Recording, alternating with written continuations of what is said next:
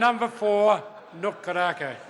Ai, te mana whakawā, tēnā koe. Huri no te whare nei, e mea te kia koutou katoa.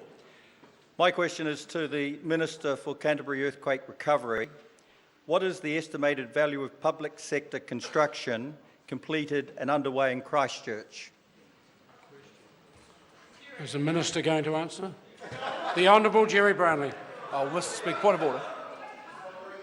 Point of order. Point of order. It's a point of order. Sorry, Mr. Speaker, I was just reading a text which is advising me. No, it's advising me that the speakers in the chamber are not working, and that some people who are attempting to listen are not able to hear it at the present time. So you might want to take that up with them. I thank the member now. I will ask the Speaker to have a look at it. Now, could we have the answer to the question raised by Mr. Nuk Korako? Yes, sir. The value of completed projects increased in the last quarter to $213 million, up from $181 million in the March quarter. Since then, the $53 million bus interchange has also been completed. The momentum is building as more projects move into construction. Projects now in construction total $3.3 billion. This is an increase of more than $700 million in the 6 months from December 2014. By the end of the year, another $766 million worth of projects are forecast to begin construction, which clearly demonstrates that the rebuild is progressing at pace, but not yet at its peak. Supplementary to the Minister. Supplementary question, Nuk Korako. What recent progress has been made on completion of the Central City anchor projects?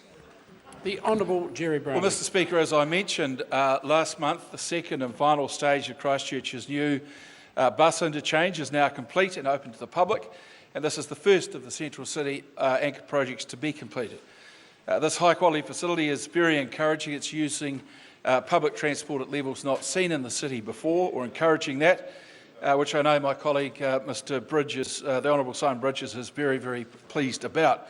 The state-of-art building is, I think, just an example of what Christchurch can expect more of in the years ahead. Supplementary. Supplementary question, Nuk Korako. What progress has been made towards beginning construction on the Metro Sports Facility? The Honourable Jerry Brownlee. Mr. Speaker, Cabinet's now agreed the funding parameters that will ensure this multi-generational regional facility is built. Government's already purchased most of the land and proposals are now being sought from engineering and design companies and further tenders will be released in the coming months to enable that design and construction to begin. The centre will include high-performance sport, diving facilities, a competition standard pool, hot pools, hydroslides and indoor courts, and this will enable everyone from learners and leisure users to elite competitors to make use of the facility.